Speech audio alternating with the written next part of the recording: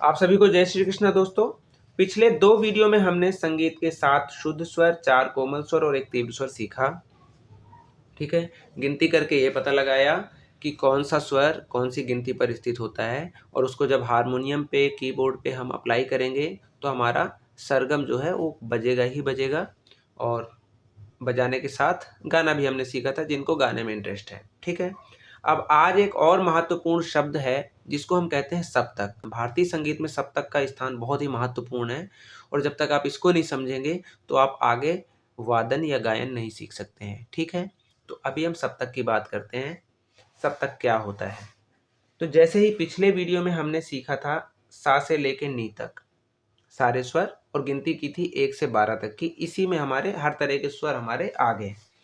तो जहाँ से आप सा शुरू करते हैं वहाँ से लेके नी तक, यहाँ तक। ठीक है, इन पूरे स्वरों का जो समूह है, जो पूरा सेट है, उसको कहते हैं हम सप्तक। ठीक है, दूसरे शब्दों में आप ये कह सकते हैं कि एक सप्तक में 7 शुद्ध स्वर होते हैं, 4 कोमल स्वर होते हैं और 1 तीव्र स्वर होता है और ये सारे स्वर एक क्रम में होते हैं, आगे पीछे नहीं हो सकते।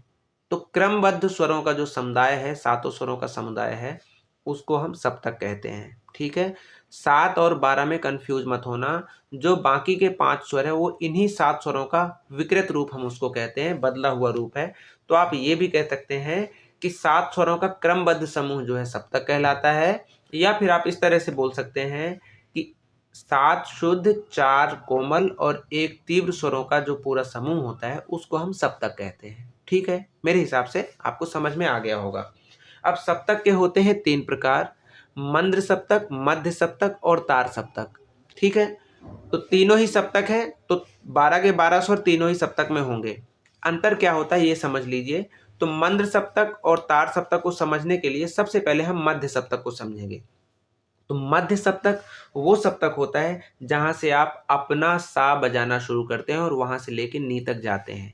अब आपको मालूम है कि सा सबका अलग अलग हो सकता है उसके स्केल के अनुसार। ठीक है, तो अगर कोई यहाँ से सा बजाता है तो सा रे गा मा पा धा नी, यहाँ तक का जो सप्तक है, ये जो सप्तक बनेगा ये उसके लिए मध्य सप्तक कहलाएगा।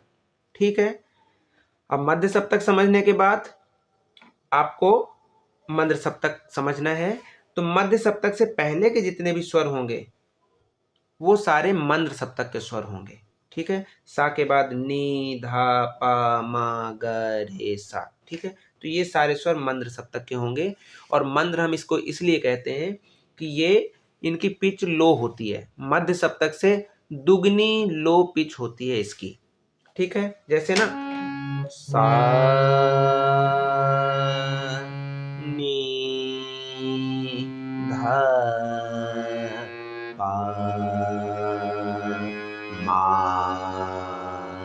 गा, रे, सा।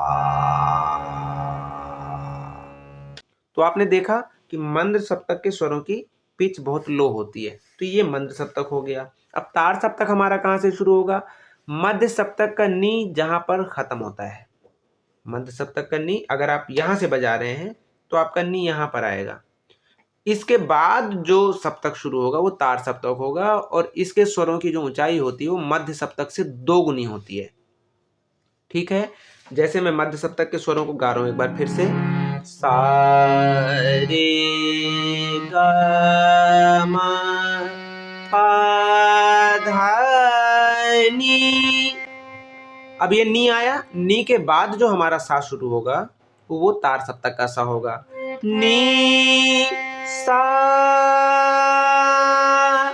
रे गा रे सा। सुबह सुबह वीडियो बना रहा हूँ, बहुत ऊंचे नहीं जाऊंगा मैं, आप इससे आइडिया लगा लीजिए। तो एक ये सा है, सा तार सप्तक का और मध्य सप्तक का सा। ठीक है, तो ये सा रे गा मा पा धा नी सा रे गा रे सा नी धा पा मा गा रे सा नी धा पा मा गा मा पा धा नी सा रे गा रे सा। ठीक। एक चीज और, जब हम कॉपी में हम मंद सप्तक के स्वरों को लिखेंगे तो मंद सप्तक के स्वरों के नीचे हम बिंदु लगाते हैं, तार सप्तक के स्वरों में ऊपर बिंदु लगता है। ठीक है, तो जब भी आप सरगम की प्रैक्टिस करेंगे या आपके गुरुजी आपको लिख के देंगे सरगम, तो लास्ट वाला जो सा होगा उसके ऊपर हमेशा बिंदी लगी होगी। तो सा से लेके सा तक जाते हैं, लाइक सा रे गा मा पा धा नी सा, तो ये वाले सा पर हमेशा बिंदु होगी। और अवरोह करेंगे तो यहां से शुरू होगा सा नी धा पा मा गा रे सा। तो ये है सप्तक।